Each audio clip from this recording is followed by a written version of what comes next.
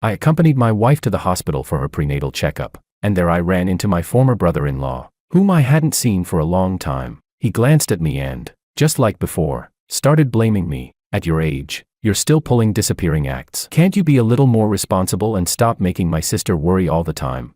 But maybe he forgot. A year ago, my mother was gravely ill. Her only wish was to see me married with a child. I put everything on the line and proposed to Sabrina, but on the wedding day, I waited from morning till night, only to receive a 30-second voice recording. I won't be coming to the wedding, and I won't marry you. This is your punishment for bullying Mickey. My mother was so infuriated by Sabrina's reckless behavior that she had a heart attack and passed away. After handling my mother's funeral, I erased all traces of myself. When I left City C with the little I had left, Sabrina was still out skiing abroad with Mickey to unwind. And now, he dares to tell me, my sister has spent most of every month flying around to look for you. She's lost nearly 20 pounds off her 100-pound frame within a year. She's been waiting for you all this time. Kevin, now that you're back, live well with my sister. I lowered my head with a faint smile, raising my hand with the wedding ring on it. Sorry, I like to keep things low-key. I already got married without holding a big ceremony, so I didn't notify you. Chapter 1. Kevin, do you even know my sister almost went insane looking for you this past year?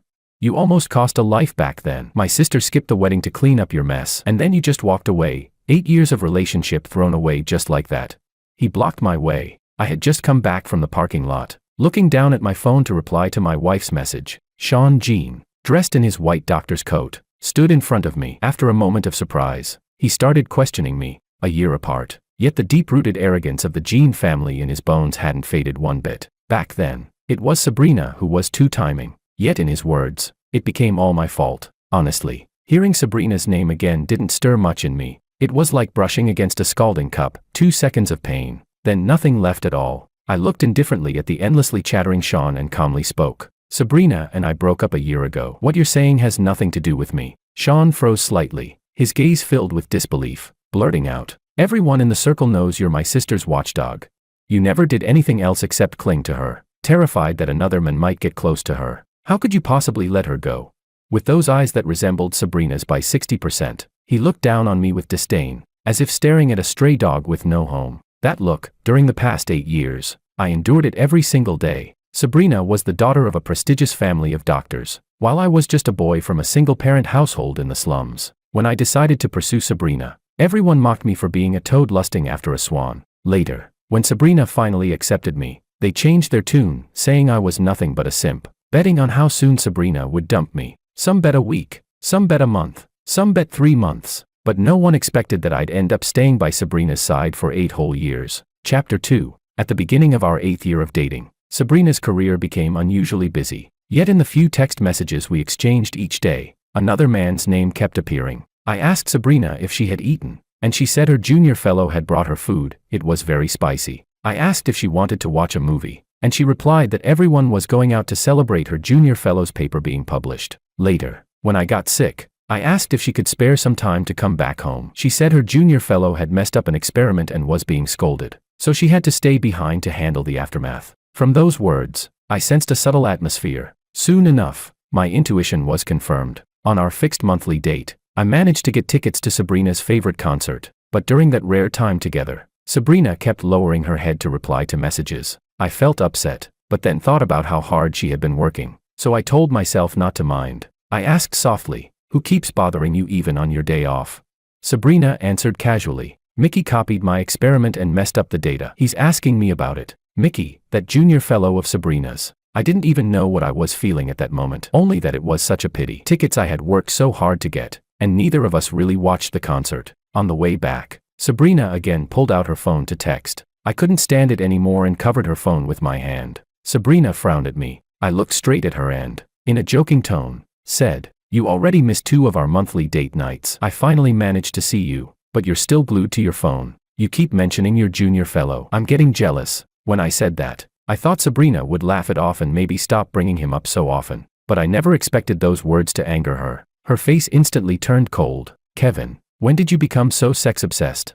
"I'm just helping him grow faster, that's all." After that night, Sabrina started a cold war with me. She stopped replying to my messages altogether. On the 3rd day of silence, I received a text from her. "No appetite. Cook me something light and bring it to the lab." To me, this looked like a sign of reconciliation. So I took leave from work and went straight to the market to buy groceries. The moment the food was ready, I rushed to deliver it to the lab. But when I opened the door, I saw Sabrina squatting in front of a man, gently massaging his leg. That cold, aloof voice I had praised countless times was now incredibly tender. "How is it? Feeling better?" "Much better, senior sister." The sight made my head feel like it was exploding. Countless thoughts surged up, choking me with pain. The guy suddenly looked up, quickly pulling away from Sabrina, embarrassed. "Senior sister, stop. Someone's here." Only then did Sabrina notice me standing at the door. She stood up, frowning. "Kevin, this is the lab. Why didn't you knock?" Expressionless, I gave a mocking laugh. If I had knocked, I wouldn't have seen what just happened. The guy stood next to Sabrina, stuck his tongue out, and muttered an explanation. "Brother, you misunderstood. I had a cramp and couldn't keep working. Senior sister was just helping me massage it." Sabrina walked over to me, reaching for the lunchbox. "We're short-staffed right now. Mickey isn't feeling well and has no appetite. He hasn't eaten yet. Just give me the food." She said it lightly, as if it was the most natural thing in the world. But all I could do was laugh at myself, realizing I was nothing but a clown. The stabbing pain in my chest made me blurt out, "His leg hurts, so you kneel down to massage it. He has no appetite, so you end the Cold War by asking me to cook for him." Sabrina, since when have you been so considerate toward someone else? I thought I was shouting with all my heart, but my voice came out hoarse, barely audible. Sabrina, on the other hand, didn't think she was wrong at all. She replied coolly, "Mickey is an irreplaceable member of our team. If he's in good condition, our research can move forward faster. Can you stop forcing your complicated notions about men and women onto us?" I looked at her deeply, then turned to leave with the lunchbox in hand. That meal, I'd rather feed it to a dog. But the next second, Sabrina yanked the lunchbox out of my hands. I stumbled, fell hard to the ground with the food. 2 hours of carefully prepared dishes turned into a pile of garbage. Sabrina's face darkened as she scolded coldly, "Causing a scene like this in the middle of the day, are you satisfied now?" I knelt silently on the ground, shards of porcelain cut into my palms, blood running across my hands. She froze for a moment, instinctively reaching out to help me up, but I pushed her hand away, forced myself up through the pain, and walked out without looking back. Chapter 3. After that, Sabrina sent me a few messages. I didn't reply, and she didn't send any more. There was a week left until my birthday. I thought I would be spending it alone this year, but close to midnight, Sabrina showed up in the pouring rain with a cake. She put a gift watch on my wrist and sincerely apologized. "What happened that day was my fault. I didn't give you enough security, which made you so anxious and uneasy. Don't worry, when this project ends, I'll bring up our marriage to my family." In 8 years of dating, it was the first time she ever gave me such a promise. I started counting the days, waiting in anticipation for the long-awaited wedding. But later, I realized that day would never come. After reconciling with Sabrina, she came home every evening after work, and we enjoyed our little world together. That lasted for 2 weeks before Sabrina threw herself back into her busy job. One night, I was out entertaining clients with my boss. When the dinner ended, I spotted Sabrina and Mickey eating together in a corner of the restaurant. Before I even got close, I heard Sabrina speak slowly. "This meal is to thank you for your advice. Otherwise, I wouldn't have been able to soothe him. He used to be obedient and understanding. He was never like this before. Honestly, that day I dragged you into trouble." Mickey suddenly looked up in my direction, grinning. He raised 3 fingers to Sabrina. "Senior sister, I heard you've been with Kevin for 8 years. Why aren't you married yet? Do you really still love Kevin? I don't want to see you spend your life with someone you don't love, and I don't like that you're wasting Kevin's youth either. Guy's youth is just as important. You know. Tell me. I promise I won't tell anyone else." I froze in my tracks. Then Sabrina stayed silent for a few seconds before speaking softly. "A dish, no matter how delicious, after eating it for years, you'll get tired of it. But if you suddenly cross it off the menu, I can't bring myself to let go. Let's just leave it at that." In that instant, it felt like cotton was stuffed into my chest, suffocating me. I walked straight to Sabrina, picking up a glass from the table. When she saw me, she instinctively put her hand in front of Mickey. "Kevin, what are you doing here? Were you following me?" Watching her movements, hearing her accusations, my heart throbbed painfully again. I couldn't bear it anymore. I poured the glass of alcohol over Sabrina's head. The surrounding diners were drawn to the scene, stealing glances. Mickey, distressed, quickly wiped Sabrina's face. "Kevin, no matter what, you can't treat senior sister like this." I ignored Mickey's fake concern and stubbornly stared at Sabrina. She gently pushed Mickey aside, wiped her face, and spoke in an icy voice. "Kevin, no wonder you have no friends. No wonder no one wants to be near you. With this kind of temper, who could tolerate you?" The glass slipped from my hand and shattered on the floor. I had never imagined Sabrina would one day scold me for another man's sake, nor had I imagined she would take my painful memories and turn them into a blade against me. When I was young, my father cheated and then drowned in the sea with his mistress. My mother, with her frail shoulders, raised me on her own. But growing up poor in a single-parent family, with parents working ordinary jobs, became the source of my bullying. After school, I was locked in the bathroom as a cruel prank. Sabrina appeared before me like a goddess, saving me. As she passed me, she said, "Don't blame yourself for other people's mistakes." But now, she had torn apart those very words herself. Looking at Sabrina, my tears suddenly fell, streaming uncontrollably, but without even sparing me a glance. She left the restaurant with Mickey. Chapter 4. On my way back, I received a call from the hospital. I learned that my mother's condition had worsened. She had already been rushed into the emergency room. I couldn't afford to grieve. I told the driver to turn around and sped to the hospital. My mother temporarily escaped danger, but the doctor said that episodes like tonight's would keep happening, and my mother probably had only 1 month left to live. I stayed by her hospital bed, my eyes swollen from crying. My mother gently stroked my hair, just as she always had. "Son, don't cry. It's a good thing if Mom goes, then I won't be a burden on you anymore. My only regret is not being able to see you get married and start a family." I wiped my tears, held her hand tightly, and said with all seriousness, "Sabrina already promised to marry me. I was planning to tell you the good news in a few days. Mom, don't worry. I'll make sure you get to see me marry with your own eyes." Leaving the hospital, I immediately called Sabrina. No matter what had happened between us before, all I hoped was that this time she would cooperate with me. But I didn't know then, this was a decision I would regret for the rest of my life. As soon as she picked up, I rushed to speak. "Sabrina, let's get married sooner. My mom's condition has worsened. I want her to leave this world peacefully." On the other end, Sabrina stayed silent, saying nothing. A sinking feeling hit my heart. My voice trembled. "Sabrina, you don't want to?" She didn't answer me. Instead, she asked a different question. "Do you know Mickey tried to jump off a building yesterday?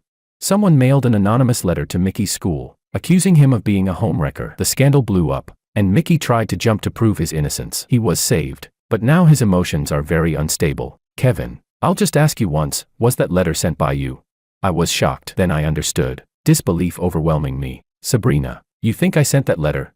We've been together 8 years. Don't you know what kind of person I am?"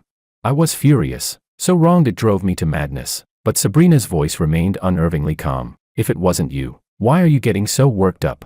I've agreed to the wedding. Just start preparing." Then she hung up. I sent her messages afterward, but she avoided the topic completely. Time was slipping away, so I stopped concerning myself with Mickey's suicide attempt. I busied myself, determined to organize a wedding in just 2 weeks. During those 2 weeks, I didn't see Sabrina even once. Fittings for the groom's suit and her wedding dress were done separately. In our chats, she only replied once every 3 days. When I asked, she just said she was too busy, finishing up her project. So I stopped pressing her, shouldering all the preparations myself, not letting Sabrina worry about a thing. At last, the wedding day arrived. I stood in my groom's suit, waiting from morning till night, my hope turning to despair. The seats for the bride's family remained empty. I called Sabrina 100 times, no answer. Only one new voice message sat quietly in WeChat. "Kevin, I gave you a chance. If you had admitted on the phone that you were the one who sent the letter, and obediently apologized to Mickey, I would have attended the wedding. I would have still been your bride. But now it's too late. I won't come to the wedding,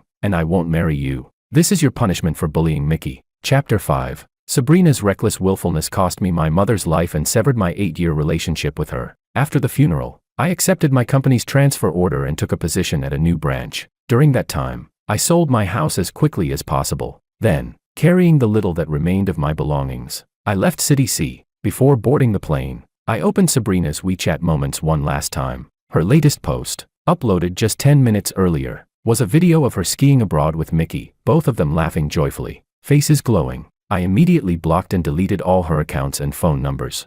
Blinking, I snapped back to the present, tossing those painful memories behind me. In front of me, Sean saw that I wasn't responding and sneered. "Kevin, you're almost 30, aren't you? Still acting like some character from a novel, disappearing without a trace. You've been hiding for nearly a year now, just to make my sister pity you and agree to marry you again, haven't you?" Hearing that, I froze for a moment, then suddenly burst out laughing. I raised my hand, waving it in front of Sean. "Sorry, I like to keep things low-key, so when I got married, I didn't throw a big wedding. Don't overthink it." The glittering diamond ring stunned Sean into blankness. Then, realizing what I had just said, his expression turned hideous. "What did you just say? You're married?" Kevin, how dare you? How are you going to explain this to my sister?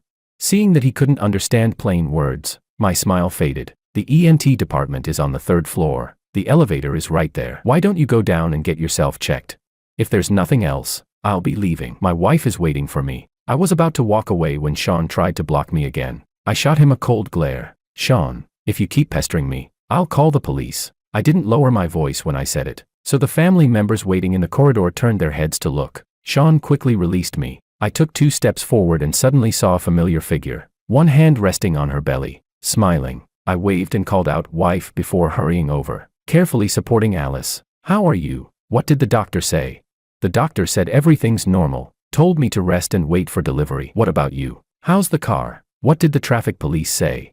"When we came to the hospital today, the parking lot was full, so I had left the car outside. Later, I got a call from the traffic police. Someone had crashed into my car. It was a kid, just a scratch on the paint, but the kid's parents insisted it was my fault for parking outside. Then the police checked the surveillance and found it was clearly their son." Alice sighed and stroked her belly gently. "Sweet daughter, don't you ever become like that bratty kid, okay?" I laughed, squeezing her hand gently. "And how do you know it's a girl?"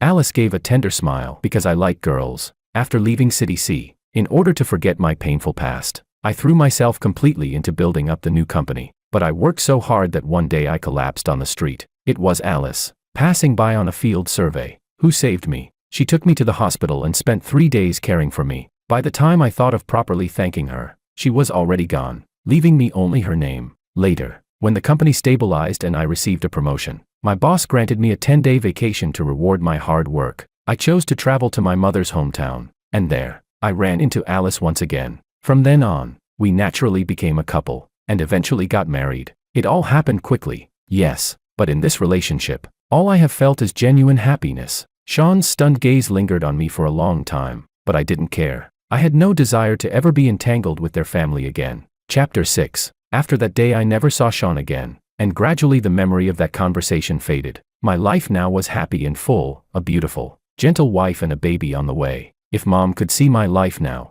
she would be glad for me, but I never expected Sabrina to come looking for me. My wife was 35 weeks pregnant in her 3rd trimester, and I often walked with her in the neighborhood plaza. This was an upscale complex. Plenty of rich kids and celebrities had homes here. The security was usually very responsible, they'd even bring deliveries in. So when I suddenly ran into Sabrina, I was startled and frowned at her. "How did you get in here?" I asked. Sabrina looked straight at me. Her gaze slowly dropped to my wife's belly. Her deep eyes reddened in an instant. I even saw a trace of tears. Actually, ever since seeing Sean, I'd had a vague premonition that Sabrina and I would meet again. I just didn't expect it to be so soon, nor did I expect to feel utterly calm facing her. I knew then that I had truly let Sabrina go. "Kevin, what did you treat me, our relationship, as?" she demanded. "You marry another woman so quickly and already have a child. Did you ever ask me? Have you considered my feelings?" Her questions came one after another. Her voice was hoarse as if she'd eaten a sack of chili. To be honest, I felt no anger listening to her, only amusement. It had only been a year. Could Sabrina selectively forget who was right and who was wrong? As if I were the one who had wronged her. I put my wife slightly in front of me and looked at Sabrina with a half smile. Yes, the one who promised to marry you and then didn't show up at the wedding was obviously some alternate version of you. Our pure, innocent Miss Jean is blameless. How ridiculous. Sabrina, who do you think you are to me? I got married and had a child. Do I need to file an application with you first? I glanced at my watch. There were 5 minutes left before the exercise ended. I told my wife to go home first. I couldn't continue in such an unlucky mood. As we turned to leave, Sabrina blocked our way. She and Sean truly were siblings. Even their hobby of stopping people was the same. Seeing Sabrina step closer, I reflexively covered my wife's belly and snapped, "Stop, don't come any closer." Sabrina realized her loss of composure and halted. As if stung by my protectiveness, she forced a bitter smile and said, "I didn't mean anything. I just wanted to have a proper talk with you. I never intended to break up with you. I wanted to punish you. That anonymous letter you wrote nearly killed Mickey. He threatened to call the police and accuse you of slander. I couldn't just watch you get arrested. I couldn't stay indifferent. I thought, if we can't get married that time, then we'll do it next time. But I didn't expect you to give me no chance at all." I understood then. All the chain reaction had started from Sabrina's presumptions. After 8 years together, when trouble arose, her first response was to question and probe me. She never thought to trust me. Sabrina's words came out incoherent. Her eyes were bloodshot and she looked pitiable. But I felt nothing but disgust. I cut her off without hesitation. Are you done? I said. After 8 years, you'd rather believe someone you've known for 3 months than trust me. What right do you have to question me? You make it sound noble. Mickey tried to kill himself. You thought I sent the anonymous letter, so you were afraid I'd be arrested. I wish you had reported me back then and had me arrested. At least then I wouldn't have been smeared by you people for so long. I waited from morning till night on our wedding day. I called you 100 times. What I got in return was humiliation, shame, and my mother's life. I told you my mom was dying and that she wanted to see me married before she left. I begged you, even if it meant putting on an act, just cooperate this once. But you destroyed everything, and you killed her. My face was calm, but my voice broke with sobs. I had never imagined Sabrina would, for such an absurd reason, let me walk alone through those humiliating, unbearable days. That wedding was the most regrettable decision I had ever made in my life. Chapter 7. Sabrina tried to explain. When Mickey tried to jump, we checked the surveillance. I saw a man with a similar build to yours. He was even wearing clothes like yours. So I thought, did you actually see that person's face with your own eyes? Did you actually hear that person speak?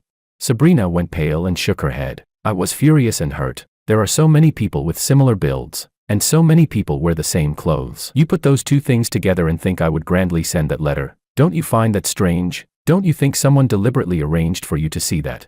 I can't believe you didn't consider that. Yet you stubbornly pinned the blame on me with not a shred of evidence. Compared to me, someone you've been with for 8 years and are tired of, you prefer your younger junior fellow. So all you can think about is getting justice for him. Sabrina seemed about to argue, but I cut her off immediately. Don't deny it. Our wedding was ruined. And when I left City C, you were in Switzerland skiing with Mickey, weren't you?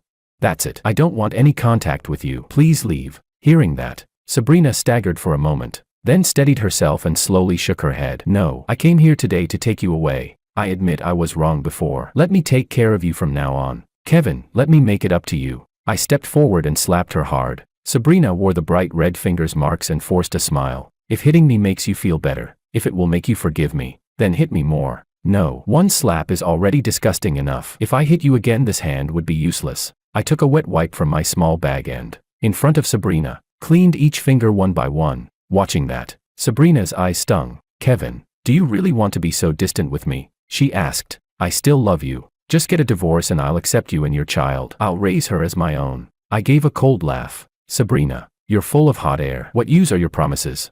I took out my phone and called property management to have Sabrina escorted out. Seeing how merciless I was, Sabrina's voice trembled as she called my name. I ignored her. Security soon arrived and led Sabrina away. Watching her being taken with her arms restrained, leaving in such an embarrassed state, I turned my gaze away calmly. Later, the head of community security came to my door carrying a small fruit basket to explain. Sabrina had been able to get in because she bribed a new security guard. That guard had since been dismissed and will never be hired again. On the way home, Alice gripped my hand anxiously. Honey, are you okay? She asked. I thought for a moment and decided to tell her that Sabrina had come by. Alice and I had only known each other for about a year, but she was sincere and wholehearted. She held nothing back with me. 1 month into our relationship, I saw a post about counting moles and, curious, asked Alice how many moles she had. Blushing, she leaned in and told me the number. Later in bed, when she was in a playful mood, she'd excitedly point to the moles on her shoulder and chest and make me count them. Once I'd counted them all, she'd cuddle me and act spoiled. Honey, I would never lie to you, she'd say. Alice always knew about my 8-year relationship. I had briefly told her what happened before. She held me and said we would have many more 8-year stretches together. I was someone who needed affection. Alice had helped me recover from the double blow of losing my mother and my breakup. Alice was undeniably important. Chapter 8. After what happened today, Alice furrowed her brows and began packing clothes. Seeing her suddenly rushing about, I asked, "What are you doing?" Alice's face was serious. "Honey, I'm afraid that woman will come disturb us again. Let's move to my parents' place. They've been urging us for a while, and besides, there are maids, helpers, and security there. She wouldn't be able to get anywhere near you." Seeing her acting as if we were facing a great enemy, I stepped forward and pinched her cheek. "What are you afraid of? She doesn't dare do anything to me. And so what if she comes? If she comes once, I'll drive her away once." But in the end, I still went with Alice, bringing the maternity bag back to her family home. My father and mother-in-law were delighted at our arrival. Even Alice's eldest brother, always busy and in control of the family business empire, came home for a visit. We lived very comfortably there. Only occasionally did I receive messages from the neighborhood manager on my phone, saying someone was looking for me. I knew who it was. I simply told the manager to drive her away. At 38 weeks pregnant, Alice's checkup showed reduced amniotic fluid, and the baby might be in danger. A date was set for an early C-section. When the surgery was done, our daughter was born. I watched in bliss as Alice nursed the baby, her parents surrounding her, their faces filled with delight as they gazed at the newborn. Looking at that scene, I felt like I had been reborn. On the third day in the hospital, I went downstairs to pick up medicine. When I returned, I heard a sudden uproar in the ward. Alice and Sabrina were fighting. Nurses stood anxiously nearby. Several patients' family members tried to intervene but couldn't get in between them. I stared in shock and shouted for them to stop. The moment Alice heard my voice, she froze and released Sabrina. But Sabrina took the chance to slap Alice hard across the face. Alice winced in pain, baring her teeth, then looked at me with aggrieved eyes. I couldn't take it anymore. I strode over to Sabrina and slapped her twice. This slap is for my wife. This one is for myself. My wife just gave birth, and you dare come disturb my peace. Sabrina, where are your manners? Without looking at Sabrina's expression, I pulled Alice back into the ward. From Alice I learned that Sabrina had shown up at the hospital early that morning, lurking in the nursery, staring furtively and even trying to touch our baby. At first Alice thought the woman was a kidnapper, so she fought back. Only during the scuffle did she realize it wasn't a kidnapper, it was a romantic rival. I couldn't believe Sabrina would be this crazy, this obsessive, that she would actually find us here. Even so, I still had no intention of meeting her. That changed on the day my wife was discharged. I bundled Alice and the baby up tightly and went downstairs. By the front gate I ran into Sabrina, drawn, exhausted, her face drained of color. When she saw me she strode over, voice pleading, "Kevin, I want to talk. Can you give me a few minutes?" I decided it was time to have one serious conversation with Sabrina. If I didn't deal with this, who could stand being disturbed like this again and again? I glanced at Alice. She held the baby and gave a disgruntled little huff. "Go ahead. I'll wait here." A few meters away, Sabrina looked years older than the last time I'd seen her, a few white hairs showing at her temple. I couldn't say I felt anything but that she deserved it. I looked at her seriously. "Sabrina, I hope this is the last time we talk. I told you, I have my own life now. Stop clinging to the past. I never wronged you. Your stalking and harassment are no different from torturing me." Sabrina's eyes were rimmed with red, her lips pale as she hurried to speak. "Kevin, is there really no chance for us? A few days ago I went back to City C and I kicked Mickey out of the lab. He pretended to be senile and staged things to ruin our relationship. I wouldn't let him. Later he latched onto another senior sister. She was already married and wouldn't put up with him. I admit I once wavered in this relationship, but I've realized clearly, I love you. I only love you." Listening to Sabrina confess like that, something she'd never done before, I felt nothing but a weary coldness. What use was it now? I refused her again without hesitation. "The rift between us is not something your momentary wavering can fix. When I see you, I see the image of my mother dying in my arms. When I see you, I have nightmares." Sabrina's lips trembled. The tears she had held back finally fell. I said nothing more. I turned and walked back to my wife and daughter. I had found my happiness. This was my happiness.